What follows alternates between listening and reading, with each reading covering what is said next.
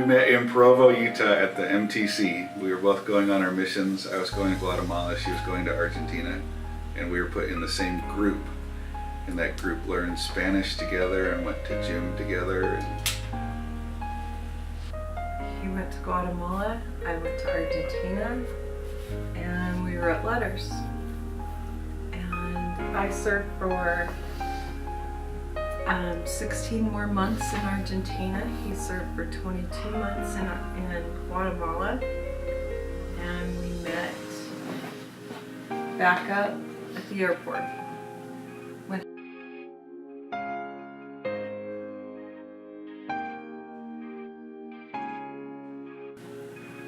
she had to have me. So, I lived in Salt Lake, she lived in Ogden. It was true. I just knew it. Say we had a date on Friday. We had a date on a Friday. She proposed her love on Saturday. I did not propose my love. And then she on was at my Saturday. homecoming on Sunday. She just, she had to be there every step along the way. And so I got a job, and we got to a point where we were both busy in school and work. We only saw each other on the weekends. And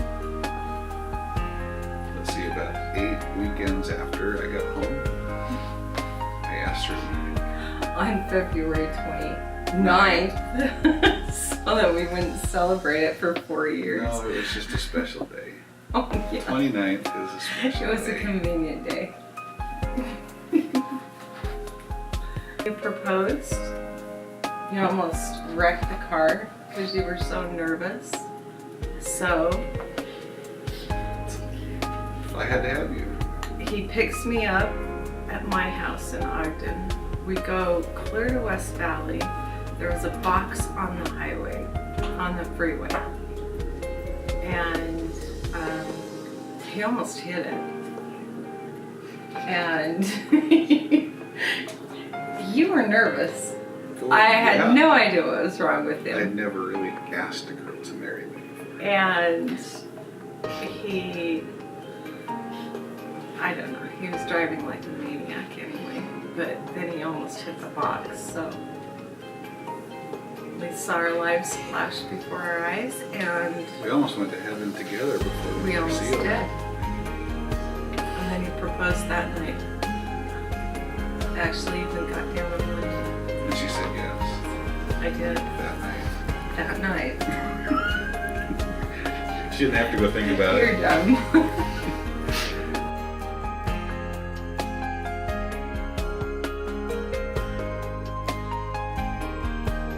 We live on Eccles right now. The place we started out was right across the street. We lived in a basement. We like the sunsets here. It was a 1-bedroom apartment with a little teeny tiny kitchen that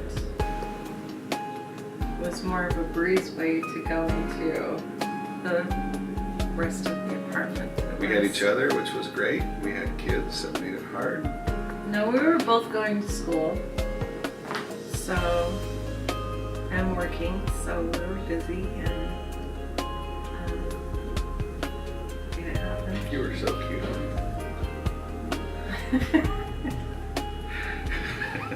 Everything that we had as far as furniture went was given to us, and thank heavens there were drawers that were built into the apartment, or I wouldn't have had those. Mhm.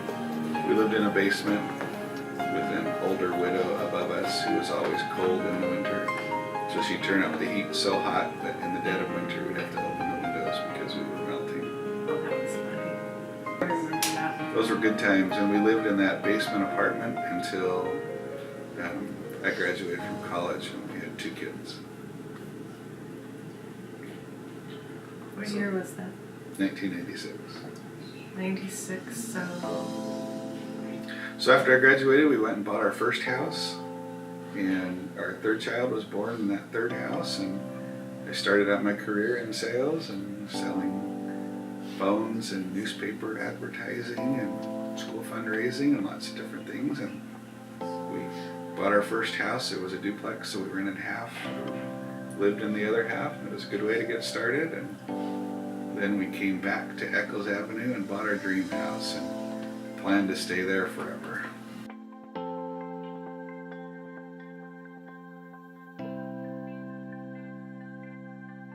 Then we had part two. How many times can plans implode right on you? Part two starts with Brian being born, which changed everything. Serious? Yeah.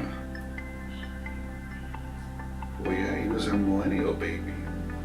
That right there changed January everything. 29th, 2000, and nothing happened with our Y2K baby. No, He was he still born. came. Yep.